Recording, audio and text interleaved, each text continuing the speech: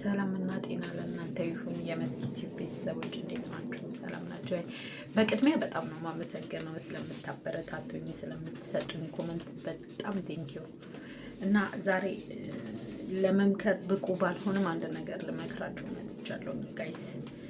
ማንም ሰው ሲሰራ ራሱን ማሰብ አለበት። ከማንም በላይ ራሱን ቅድሚያ ማድረግ አለበት ጋይስ። እናት እንኳን ብትሆን ያለውን ከሌለው ልጅ ጋር ታወዳደራለች። እና ጋይስ እኔ ምን ታዘብኩ መሰላችሁ? እኔ አሁን በነገራችን ላይ ወደ ሀሳቤ ሳልገባ ሰውዬ የአንድ ወር ደሞዝ ሰጥቶኛል። ከ6 ወር አሁን ኦልሬዲ ወደ 7ኛ ወር ነው። የአንድ ወር ደሞዝ ይሁን ብልጥ ልጅ የሰጡትን ይዞ ነው የሚያለቅሰው። አልቀበልም አላልኩትም። ይሄን ሰጥቶኛል። የእናንተም ጸሎት ነው። እግዚአብሔር ይመስገን። ቀጣዩ ነው እንደዚህ ትንሽ ትንሽ እያለ ይሰጠኛል። 1200 ሰጥቶኛል። እና ብታምኑ ባታምኑ ይሄ ብር ነው አሁን እሱ ጋር ያለኝ ብርና ልገባ 2 ወር ነው። ያ ብር ነው የቀረኝ። ግን ይህ ሁሉ አመት ስሰራ አንድ ቀን ለራሴ ኖሬ አላውቅምና አሁን ደክሞኛል፣ መምጣት ፈልጋለሁ ብዬ ለእህቴ ሳማክራት አንቺ መጣሽ ማለት ኑሮ ሁሉ ገደል ገባ ማለት ነው። ታውቂያለሽ፣ እኔ ሁላችንም አንቺን ጠብቀን ነው የምንኖረው። ነገራቶች እስኪስተካከሉ ስሪ። አያችሁ ጋይስ፣ ማናችሁም ብትሆኑ ቤተሰብ ቅድሚያ እንዳትሉ፣ እህት ወንድም ቅድሚያ እንዳትሉ።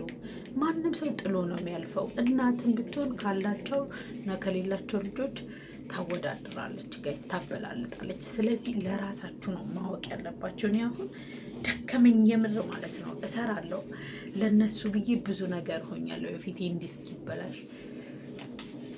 ግን ዛሬ ላይ ደክሞኝ ልግባ ስል የሚሰጠኝ እና እየበላ ነው እንትን ያለሽ እና እየኖር ነው እንትን ኖር ያለሽ የሚል ምላሽ አይደለም የተሰጠኝ ስሪ ትንሽ እችን 2 አመት ስሪ።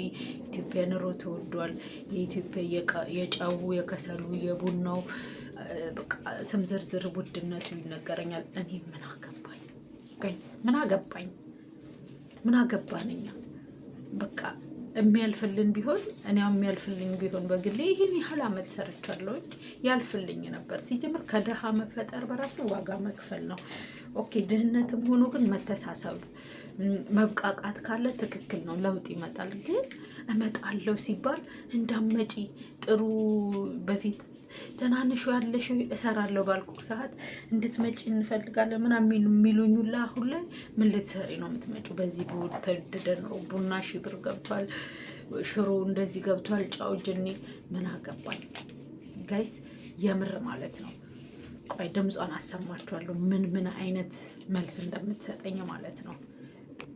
የገዛ እህቴ ወልዳ እየኖረች እኔስ መውለድ የለብኝም ጋይስ? መውለድ የለብንም።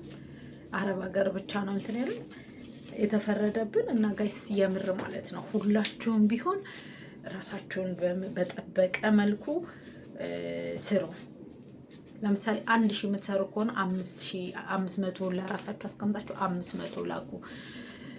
በእኔ እድሜ የተሰደድን ስደተኛ የማዳም ቅመሞች ለራሳችን አናቅም። ይበልጦቻችን በቃ ላዩን ነው የምንሮጠው። የያዝነው ሜንዞ ሳናስቀር እንልካለን።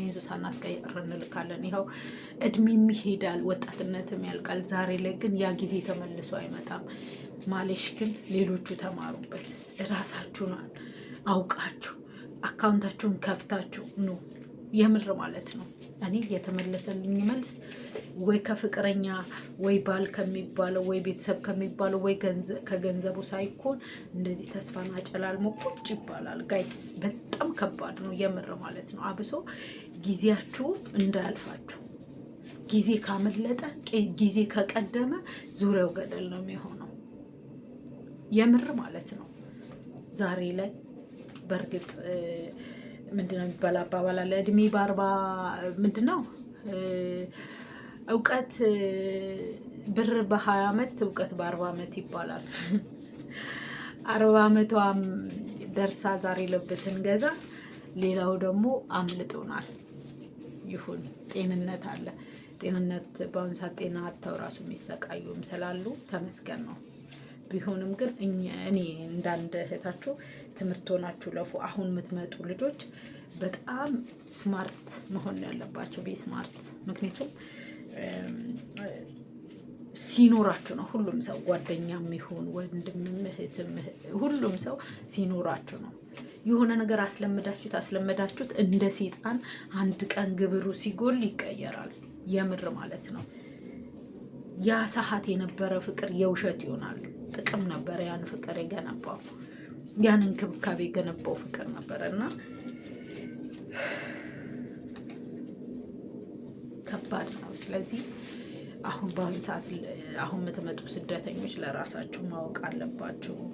እኔ ከአንዱም ያልታደልኩ ነኝ የምር ማለት ነው። ከአንዱ እንኳን የሚያጽናናኝ ነገር የለም። ዙሪያው ገደል ነው። ቢሆንም ግን እግዚአብሔር ይመስገን ጋይስ፣ ቢያንስ እናንተን ላወራ ስልኩ እንኳን እጄ ላይ ያለ እድሉ አለኝ። ይሄን እድል የሌላቸው ስንቶች አሉ በየቤቱ በየማዳር ቤቱ ጭልምልም ብሎባቸው የሞታቸውን ቀን የሚቆጣጠሩ ብዙ ሰው አሉ ጋይስ። እኔ ጓደኛዬ የዚህ ጎረቤት ቤት አለች። እናቷ ተማሪ እያለች ወልዳት የምር ማለት ነው። እናቷ ሌላ ባል ስታገባ እህቴ ናት ነው ያለቻት እና አሁን ላይ ጭራሽ እህትነቱንም ክዳት ብሯን ከተቀባበለቻት በኋላ ስልክ ራሱ አደውልባትም። እኔ ስንት ቀን እንዳታንቃ እንዳትሞት ብትቀሪ ብትሞቺ ማንንም አትጎጂም፣ ራስሽን ነው የምትጎጂው። ግን እልፍ ካሉት እልፍ ይገኛል። ቢያንስ ካሁን በኋላ የሰራሽውን ማጠራቀም ትችያለሽ። ከአንቺ ከልጅነትሽ ብር ከበለጠባት እላለሁ። ያን እኮ ስሜት እኔ በመከር አልቆጣጠረውም። ግን ያው መካሪ ነኝ፣ ለመካሪ ቀለል ስለሚል ነው የመከርኳት እንጂ የምታሳልፈውን እሷ ታውቃለች። እኔም አሁን ያለሁበት ሙድ ላይ እረዳታለሁኝ። እና ጋይስ እንዲህ ነን እኛ የማዳም ቅመሞች። ከስንት አንዱ ነው ቢስማርት ሆኖ ላይፉን የሚኖር እንጂ ይበልጦቻችን፣ ይሄ የይበልጦቻችን ታሪክ ነው። ስለዚህ ጋይስ ተማሩ። አዲስ የምትመጡ ልጆች አሁን ጊዜው አሪፍ ነው፣ ቴክኖሎጂ ነው። አካውንት መክፈት ትችላላችሁ፣ ራሳችሁን ማለት እንትን ማድረግ ትችላላችሁ፣ ማሳደግ ትችላላችሁ። ሚዲያው በእጃችሁ ነው። እኛ እኮ በተሰደድን ሰዓት የቀጥታ ቆመ ጠብቀኝ ውጭ ወተን በ10 ብር ካርድን ሞላና እንደዚህ ከተን እሱም ደቂቃው እያለቀ ቶሎ በይ ያልቅብኛል እያለን ብር እየላክን ማውራት እንሳቀቅ ነበር። አሁን የእናንተ ጊዜ ስደት ሁሉ ነገር አሪፍ ነው። ቴክኖሎጂው በእጃችሁ ነው። ስለዚህ ተጠቀሙት ጋይስ፣ የምር ማለት ነው። እኛ እድሜ አምልጦናል፣ ጊዜ አምልጦናል፣ ብር አምልጦናል። እግዚአብሔር ይመስገን ጤንነት አለን። ሻል ያለ ጊዜ ይመጣል ብዬ ተስፋ አደርጋለሁ ጋይስ። እና ዝም ብላችሁ ቤተሰብ አትበሉ። በእርግጥ አዎ ቤተሰብን መደገፍ አሪፍ ነው። ግን ንጹህ ልጅ ሆነን ወተን ይሁን እንደዚህ ግርጥት ብለን ስንመጣ ግርጥት ያልንበት አላማ ደግሞ ገንዘብን አስቀድሞ ቤተሰብ የሚባለው እህት የሚባለው ፊቸር የሚባለው ነገር ገንዘብን አላፊ ጠፊ የሆነ ነገር አስቀድሞ ሲገኝ ዋጋ ያስከፍላል። እና ጋይስ አያችሁ፣ እኔ ሁሌ ያለቅሳለሁ። አይኔን አያችሁት? ይሁን እንባ ሲፈስ ብዙ የውስጥ ጉዳትን ይዞ ስለሚወጣ ይሁን እምባይን ብዙ አልቃወመውም። ባላለቅስ አይኔ ይጠፋ ነበረ፣ የሆነ ጭንቅላት ይታመም ነበረ። ስለዚህ ጋይስ ለራሳችሁ እወቁላችኋለሁ ጋይስ። የሆነ ያላየው ሰው ከሚናገር አይቶ ያሳለፈው ሰው ሲናገር ከውስጡ ነው። ስለዚህ ተማሩበት። አሁን የምትመጡ ልጆች ቤስማርት ሁኑ።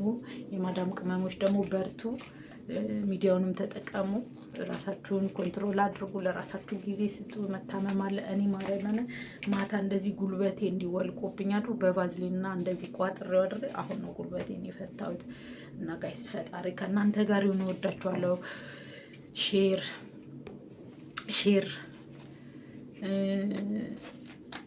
ሰብስክራይብ ኮሜንታችሁም ያበረታኛል። ጻፉልኝ። እወዳችኋለሁ። ሰላማችሁ ይብዛ።